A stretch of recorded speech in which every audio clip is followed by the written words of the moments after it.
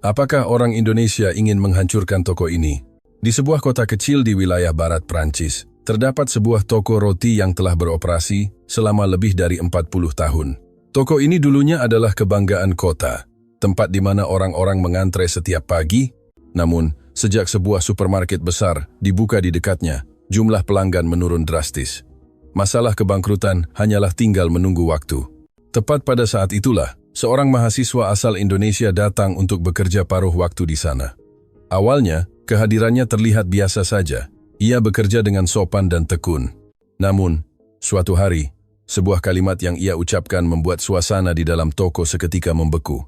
Ia secara terang-terangan menantang tradisi yang telah dipegang teguh oleh sang ahli roti selama 48 tahun. Sejak hari itu, sebuah selentingan mulai menyebar di kota. Akhir-akhir ini, ada yang aneh dengan toko roti itu. Apa sebenarnya yang terjadi di sana? Mengapa orang-orang menyadari perubahan tersebut dan tidak bisa mengabaikannya? Mari kita lihat kisahnya. Di kota kecil di barat Prancis itu, toko roti ini dikenal oleh penduduk setempat dengan nama hangat, Boulangerie Marie, toko roti Marie. Setiap pagi, aroma roti Prancis yang baru keluar dari oven akan memenuhi jalanan. Sebelum toko dibuka, antrean panjang sudah terbentuk. Orang-orang di kota itu selalu berkata, jika belum membeli roti di sini, maka hari mereka belum benar-benar dimulai. Begitulah cara toko ini menyatu dengan kehidupan kota. Pelanggan lama yang sudah lanjut usia akan muncul pada waktu yang sama setiap pagi, mengangguk kecil, lalu menerima roti baguette mereka. Ibu-ibu muda akan menuntun tangan anak-anak mereka sambil menatap warna panggangan roti di etalase dengan saksama. Mari mengingat setiap wajah pelanggan, tahu selera mereka, bahkan tahu anggota keluarga mereka.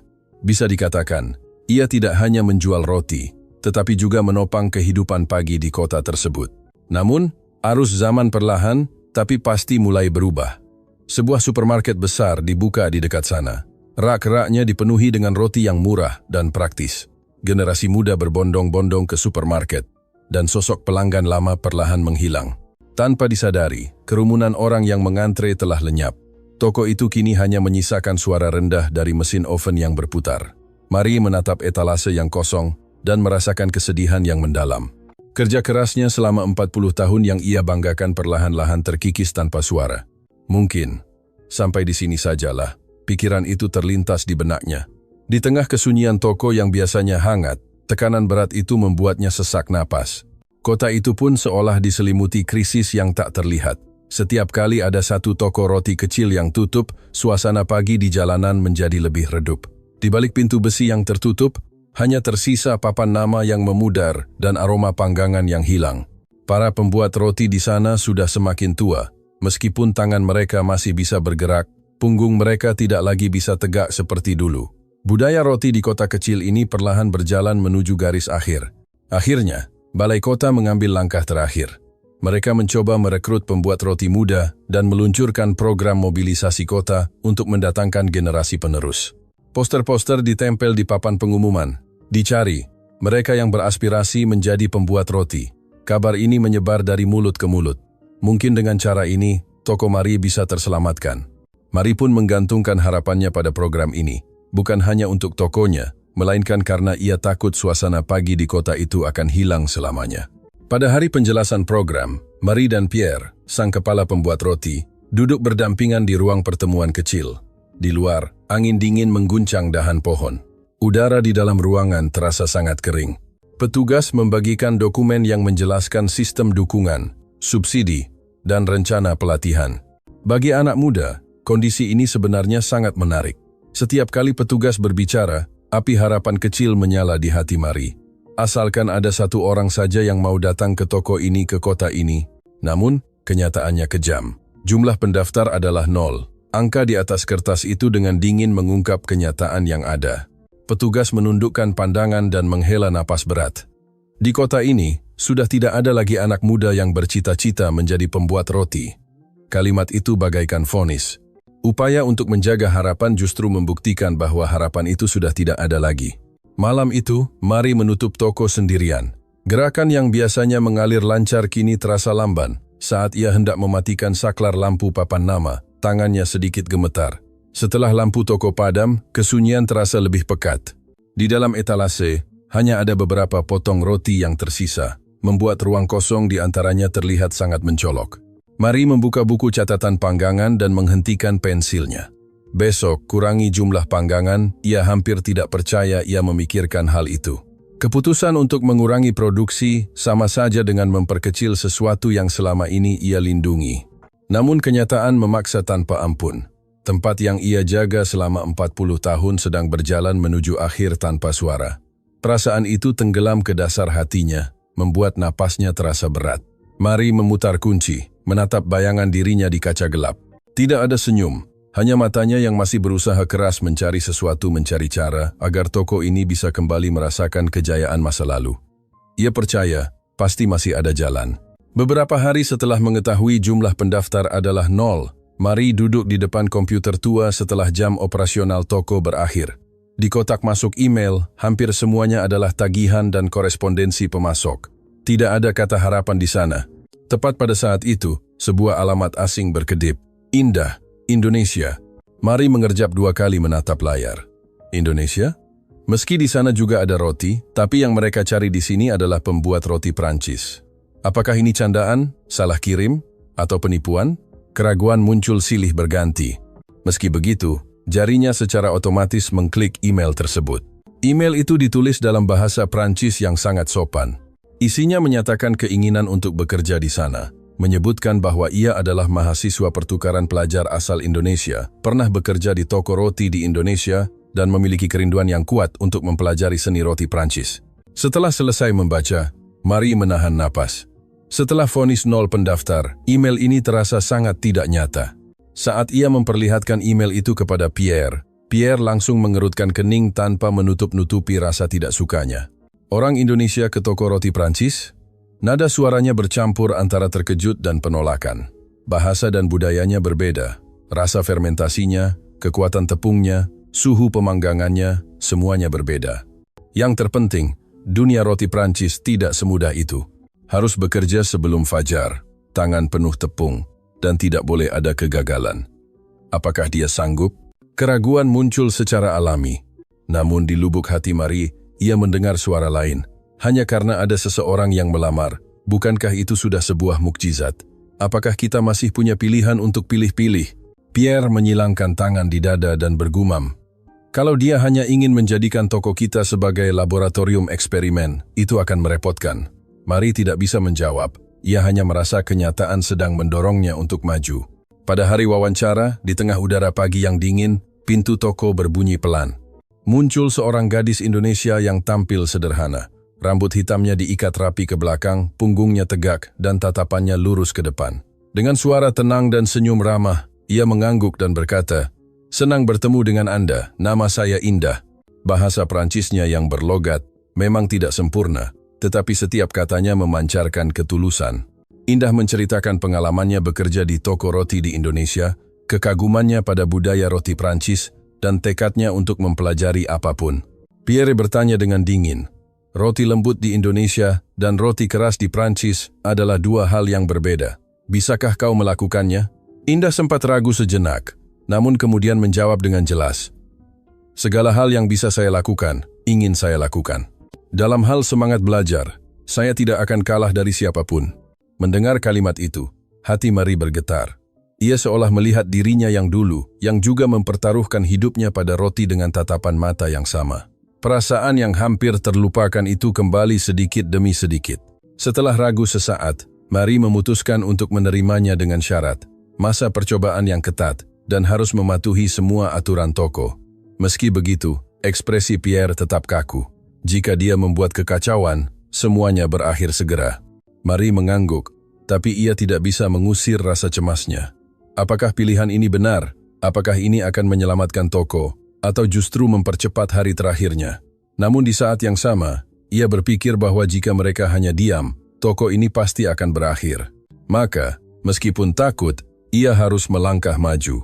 Setelah Indah mulai bekerja beberapa hari, Marie menyadari adanya perubahan kecil dalam suasana toko. Bukan pada angka penjualan atau jumlah pelanggan, tetapi pada hal-hal yang lebih kecil namun nyata. Indah tidak pernah melewatkan butiran tepung yang jatuh ke lantai. Meski sudah hampir jam pulang, ia akan menyeka setiap sudut dengan teliti menggunakan kain lap. Ketelitiannya membuat orang ingin berkata, kau tidak perlu melakukannya sampai sejauh itu. Yang lebih mengejutkan adalah kecepatannya. Apa yang diajarkan sekali langsung diingatnya, dan keesokan harinya sudah menjadi gerakannya sendiri. Apa yang harus dilakukan selanjutnya? Tanyanya setiap hari dengan suara yang bersemangat. Setiap kali itu pula, Marie merasakan api kecil di hatinya yang hampir padam mulai menyala kembali. Gadis ini tidak hanya datang untuk bekerja, ia ingin belajar dan meninggalkan sesuatu di sini. Ada firasat seperti itu. Namun, Pierre belum bisa menerimanya. Baginya, roti adalah kebanggaan sang ahli roti. Tradisi adalah hukum besi yang harus ditaati. Hiasan yang berlebihan akan merusak rasa dan mengubah tampilan akan memudarkan jiwa roti tersebut. Pemikiran itu sudah mendarah daging, sehingga meskipun ia mengagumi ketelitian Indah, ia tetap bersikap waspada, seolah-olah Indah adalah penyusup di dapurnya. Suatu sore, ketika pekerjaan persiapan selesai dan toko terasa tenang, Indah bertanya dengan sopan, "Nyonya Marie, bolehkah saya bercerita sedikit tentang budaya roti di Indonesia?" Marie, meski agak bingung, mengangguk. Maka Indah mulai bercerita dengan mata berbinar. Ia menceritakan bagaimana di Indonesia, produk roti berganti sesuai musim, ada barang edisi terbatas, menggunakan papan promosi tulis tangan untuk merekomendasikan produk. Dan saat hari raya, toko roti akan menjadi semarak seperti festival. Baginya, roti adalah elemen yang membuat hidup menjadi lebih menyenangkan. Bukan hanya soal makan, tetapi proses memilihnya pun membuat orang bersemangat. Marie sangat terkejut. Toko roti di Prancis biasanya adalah tempat latihan yang keras dan kelanjutan tradisi teknis adalah yang utama. Tidak butuh dekorasi berlebihan, rasa adalah penentu kemenangan dan kebanggaan ditunjukkan dengan tenang. Namun, cerita Indah membuat toko roti menjadi sebuah pengalaman. Marie merasa antusias, sesuatu yang bahkan mengejutkan dirinya sendiri. Pierre menyilangkan tangan, keningnya berkerut. Seiring dengan pembicaraan yang semakin dalam, ekspresinya semakin kaku. Dan kemudian, kalimat penentu itu muncul. Roti abon sapi sangat populer di Indonesia. Udara di toko seketika membeku. Daging di atas roti? Kalimat ini secara fundamental membantah logika roti Prancis. Pierre mengerutkan wajah dan berkata dengan ketus, "Jangan bercanda, roti adalah roti." Menaruh abon daging di atas roti bahkan tidak layak disebut lelucon. Indah tidak membantah. Ia hanya menatap mereka berdua dengan mata serius, seolah ingin mengatakan bahwa ia tidak sedang bercanda. Keheningan menyelimuti ruangan. Marie merasa bimbang. Ia hanya bisa menengahi dengan berkata, cerita yang menarik, untuk mencairkan suasana. Namun ia tahu, apa yang ingin disampaikan Indah jauh lebih dari itu. Tatapan mata itu adalah tatapan mata seseorang yang ingin mengubah sesuatu. Tatapan itu persis seperti dirinya saat masih muda. Hati Marie mulai terguncang hebat. Suatu pagi yang tenang, saat kabut masih menyelimuti jalanan dan hampir tidak ada orang di luar, toko roti sudah dipenuhi aroma manis fermentasi dan hawa panas dari oven. Biasanya ini adalah waktu bekerja dalam diam.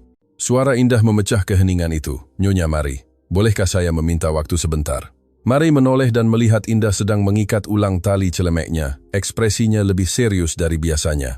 Tatapannya mantap, wajahnya menunjukkan keinginan kuat untuk maju meski ada keraguan. Marie tidak mengatakan apapun, hanya mengangguk. Pintu dapur terbuka. Di atas meja kerja, tersusun roti dengan bentuk yang asing.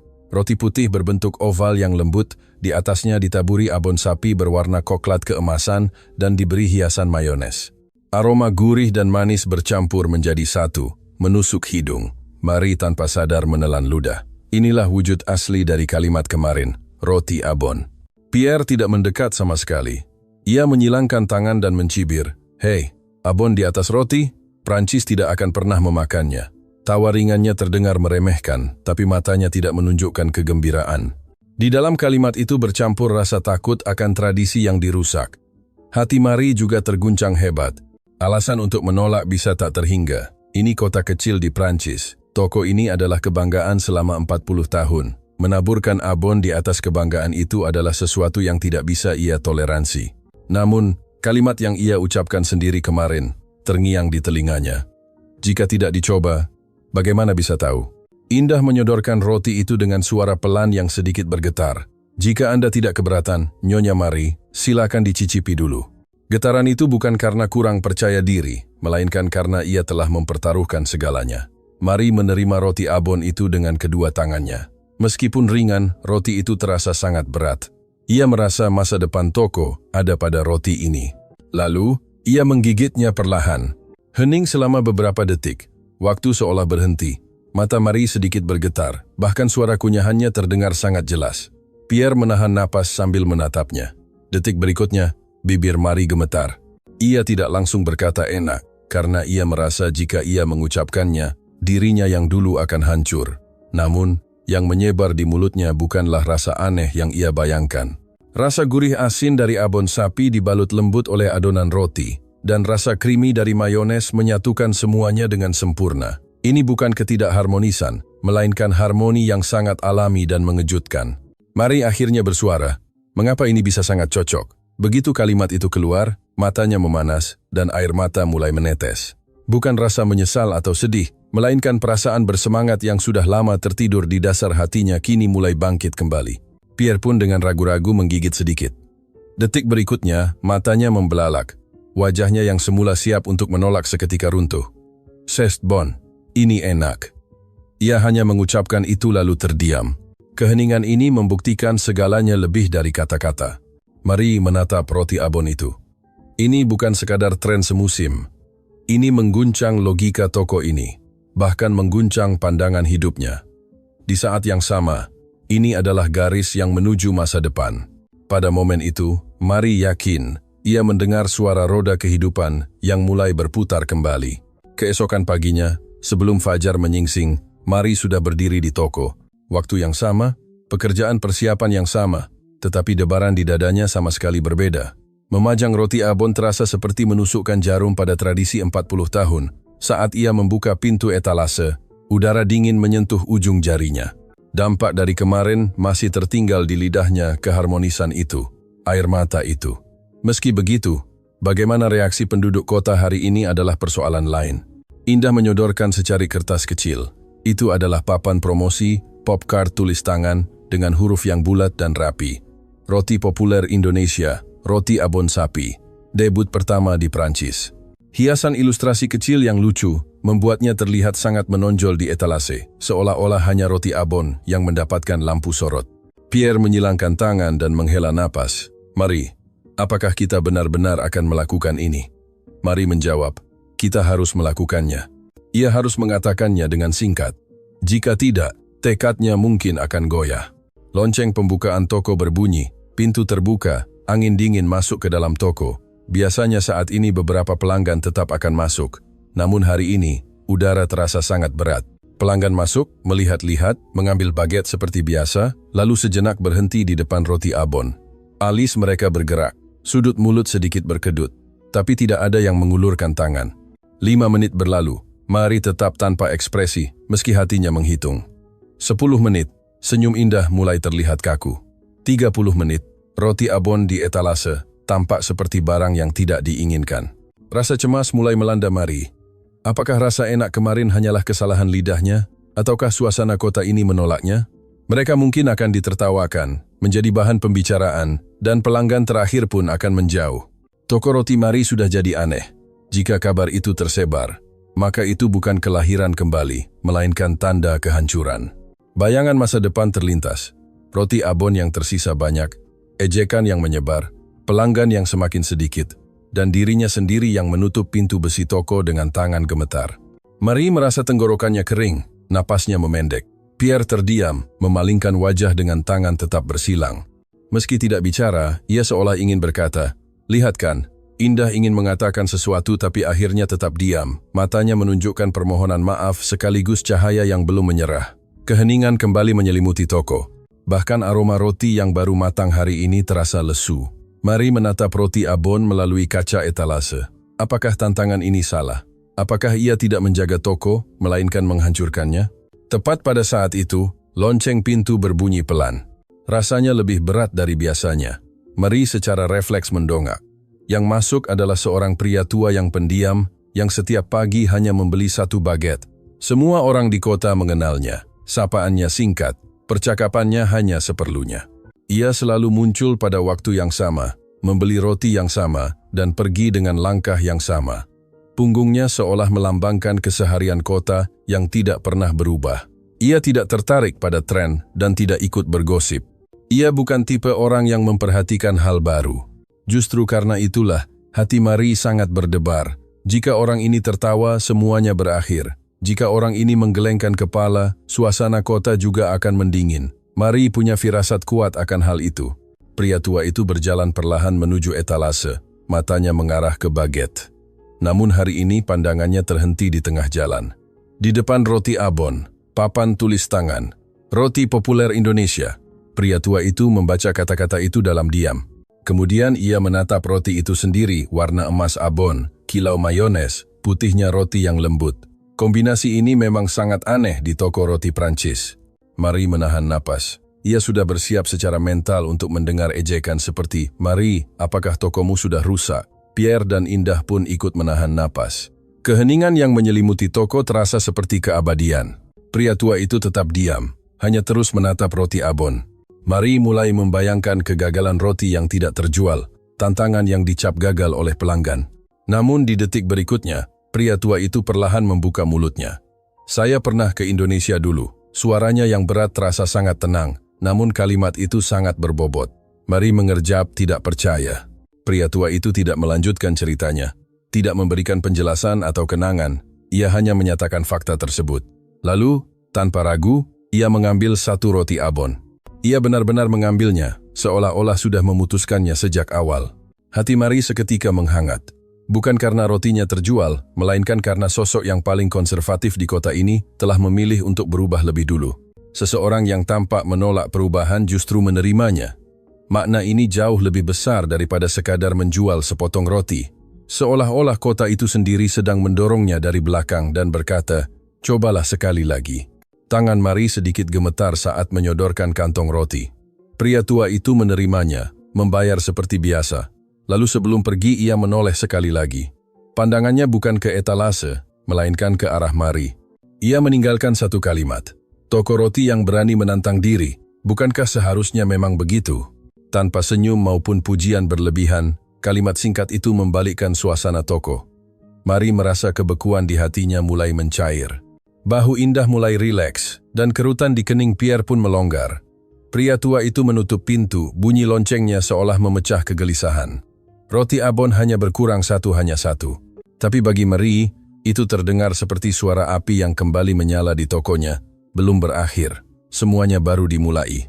Bukan dari keajaiban besar, melainkan dari orang pertama. Marie yakin, cerita toko ini baru benar-benar bergerak sekarang. Roti abon mulai laku, perlahan tapi pasti.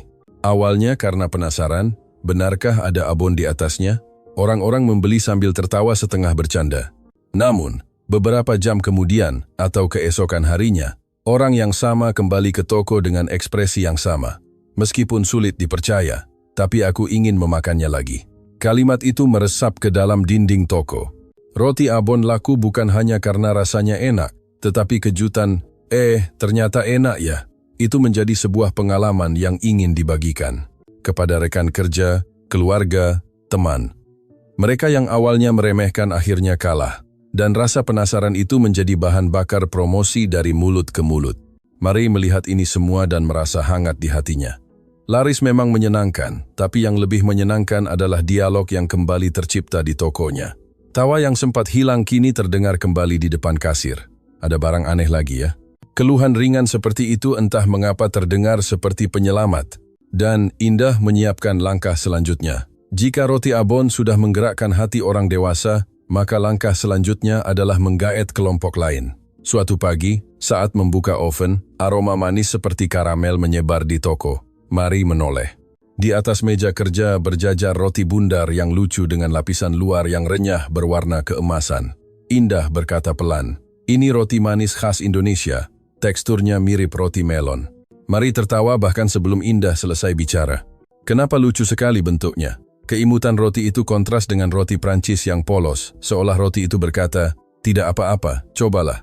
Yang pertama, bereaksi adalah anak-anak sekitar. Anak SD yang pulang sekolah mengintip etalase dengan mata membelalak. "Apa ini?" "Seperti biskuit." Indah menjawab sambil tersenyum. "Luarnya renyah, dalamnya lembut loh." Kalimat itu membuat mata anak-anak semakin berbinar. Keesokan harinya, anak-anak itu membawa teman-temannya. Hari berikutnya, Jumlahnya bertambah lagi. Promosi dari mulut ke mulut anak-anak 10 kali lebih cepat daripada orang dewasa, dan mereka jujur tanpa ampun. Jika enak, maka akan menyebar. Jika tidak, maka akan lenyap. Roti manis itu menyebar dalam sekejap, kemudian anak muda mulai datang. Alasannya sederhana, bentuknya yang lucu dan motifnya yang cantik di bagian atas sudah cukup untuk membuat mereka mengeluarkan ponsel. Bolehkah saya memotret di dalam toko? Marie tidak pernah menyangka akan ditanya seperti itu. Dulu toko roti adalah tempat yang tenang untuk membeli dan pergi. Sekarang berbeda.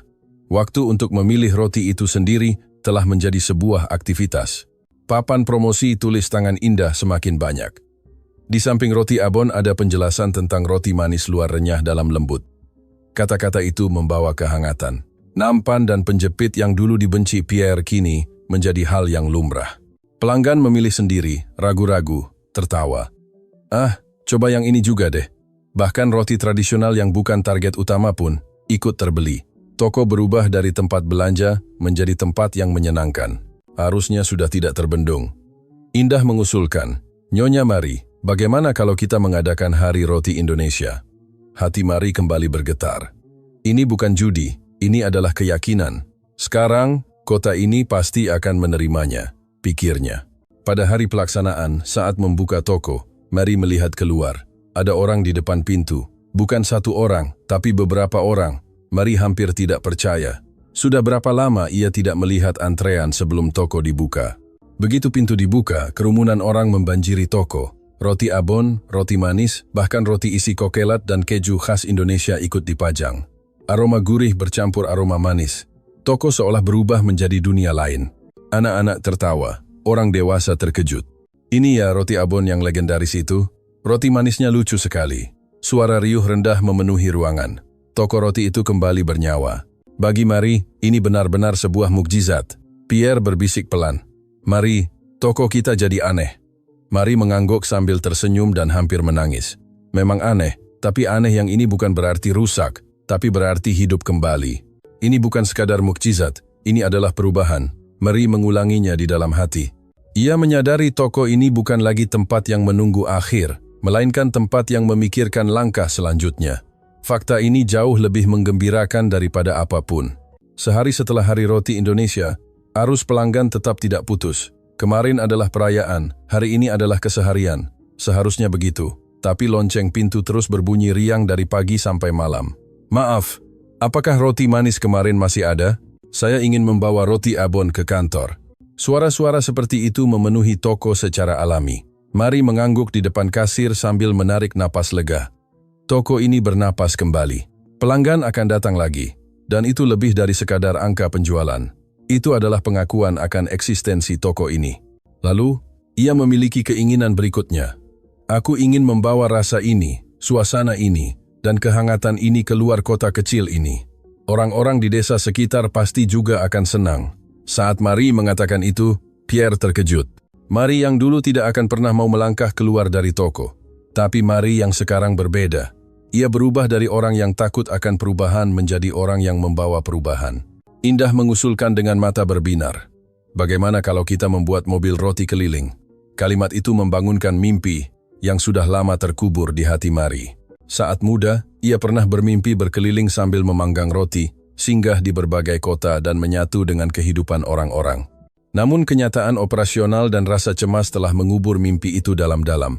Dan sekarang, mimpi itu akan terwujud. Sebuah truk tua dikeluarkan. Bodinya kusam, joknya aus. Pierre tertawa masam. "Mau pakai rongsokan ini untuk mobil roti?" Marie menjawab sambil tertawa. "Justru karena rongsokan itu bagus, kita akan lahir kembali dari sini." Tukang kayu dan teknisi di kota ikut membantu. Karena roti Marie memberi kami semangat, satu persatu bantuan menyalakan api di hati mereka. Di dalam truk dipasang oven kecil dan lemari penghangat. Di sisi luarnya ditulis dengan huruf besar, "Roti abon, roti manis, bulan jeri Marie." Saat melihat tulisan itu, Marie merasa dadanya sesak. Budaya dari negeri yang jauh, Indonesia, bukan hadir sebagai asing, melainkan menyatu secara alami menjadi bagian dari toko mereka. Ia merasa bangga. Begitu mobil roti keliling mulai beroperasi, pemandangan kota berubah. Anak-anak melambaikan tangan, itu mobil roti abon. Ada roti manis juga. Saat berhenti di alun-alun desa, orang-orang akan berkumpul. Setiap kali menyerahkan roti dari jendela dan mendengar ucapan terima kasih, Marie menyadari bahwa roti tidak hanya untuk dipajang di toko, tapi bisa aktif mendekati kehidupan orang-orang. Itu adalah perasaan menemukan kembali jati diri sebagai pembuat roti. Ada satu perubahan ajaib lagi. Sejak roti abon dan roti manis populer, roti tradisional mereka pun mulai dipuji. Bagetnya terasa lebih ringan, aroma roti hitamnya lebih kuat. Awalnya Marie mengira ia salah dengar, tapi ternyata tidak. Dirinya lah yang berubah. Dari Indah, ia belajar tentang ketelitian khas Indonesia terhadap kelembutan adonan, kebiasaan membayangkan orang yang memakannya saat melakukan penyesuaian kecil, dan sikap menyampaikan pesona melalui tulisan tangan. Tanpa sadar, ia membawa hal-hal tersebut ke dalam pembuatan roti tradisional. Ia tidak merusak tradisi, melainkan mengasahnya kembali sesuai kebutuhan zaman. Karena itulah, toko ini bisa lahir kembali. Tepat saat ia berpikir demikian, suatu hari Marie mendengar Indah menghela napas pelan di sudut dapur. "Ada apa?"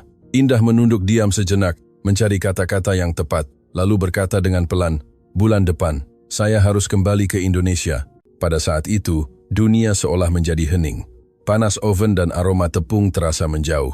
Hati Marie terasa kosong. Ia mencoba memaksakan senyum, tapi tenggorokannya bergetar. Tentu saja ia tahu Indah adalah mahasiswa pertukaran pelajar dan tidak mungkin selamanya di sini. Tapi tanpa sadar, ia sudah menganggap Indah akan selalu ada bersamanya. Pierre berkata dengan tulus, "Terima kasih banyak atas segalanya." Indah menggelengkan kepala. Yang berubah adalah Nyonya Marie dan Tuan Pierre sendiri. Lalu ia melanjutkan, "Meskipun saya tidak ada, toko ini akan baik-baik saja." Kalimat itu menusuk hati Marie. Sangat sakit, tapi tidak bisa dihindari. Ternyata, selama ini dialah yang bergantung pada Indah. Marie menyadarinya dengan sangat jelas pada momen itu. Sebelum perpisahan, Indah berkata, "Mari kita buat penutupan yang berkesan. Saya ingin meninggalkan sesuatu yang bisa terus berlanjut." Maka mereka merencanakan hari terima kasih. Dari Indah untuk kota ini, dari toko untuk pelanggan, dan dari kota untuk Indah. Biarkan rasa terima kasih itu saling berbalas. Pada hari itu, toko dan mobil roti keliling dikerahkan sepenuhnya. Roti abon, roti manis, roti isi kokelat, serta baget dan roti hitam yang telah lahir kembali, semuanya disertai dengan kartu ucapan tulis tangan dari Indah. Kata-kata itu penuh dengan kehangatan yang ingin membuat orang bahagia sampai saat terakhir. Begitu toko dibuka, orang-orang berdatangan. Senyum pelanggan dan sorak-sorai anak-anak memenuhi udara. Di akhir acara, orang-orang secara spontan memberikan tepuk tangan untuk Indah. Indah terkejut, menahan haru sambil menggigit bibirnya. Marie meletakkan tangannya di bahu Indah dan berpikir dengan tulus. Karena kedatangan gadis ini, tokoku bahkan seluruh kota ini telah terselamatkan. Namun di saat yang sama, ia juga menyadari fakta yang lebih besar. Keselamatan itu bukan datang dari mukjizat orang asing semata, melainkan karena mereka sendiri telah memilih untuk memiliki keberanian untuk berubah. Beberapa hari kemudian, di peron stasiun, suara kereta api terdengar sangat keras. Indah memegang koper kecilnya, melambai berkali-kali untuk berpamitan. Pierre berkata dengan malu-malu, "Berkat kamu, toko ini bisa hidup kembali." Indah menggelengkan kepala, lalu sebelum naik ke kereta, ia berbalik dan berteriak, "Roti abonnya tolong dilanjutkan terus ya." Pada saat itu, air mata Marie tidak terbendung lagi. Tapi itu bukan hanya air mata kesedihan. Itu adalah cahaya tekad untuk meneruskan apa yang sudah dimulai. Menjaga tradisi saja tidak cukup, membuangnya pun tidak boleh. Menerima dan terus berubah, itulah kebanggaan sejati seorang ahli roti. Indah tidak hanya memberinya resep roti Indonesia, tetapi juga cara untuk menemukan kembali keberanian untuk berubah. Akhirnya, Marie merenung dalam diam. Orang Indonesia tidak hanya ramah dan baik hati. Mereka memiliki budaya mengumpulkan detail-detail kecil untuk menyinari kehidupan seseorang. Secarik kartu ucapan, kreativitas dalam rasa, dan empati yang mendalam untuk orang lain. Kumpulan hal kecil ini bahkan mampu menghidupkan kembali toko roti di pedesaan Prancis yang jauh. Kelembutan dan keteguhan hati orang Indonesia lebih menggerakkan hati melalui tindakan daripada kata-kata. Marie telah merasakannya sendiri. Karena itu, toko ini tidak akan berakhir. Bersama dengan roti abon, roti manis, dan kehangatan yang dibawa oleh orang Indonesia, toko ini akan terus melangkah maju.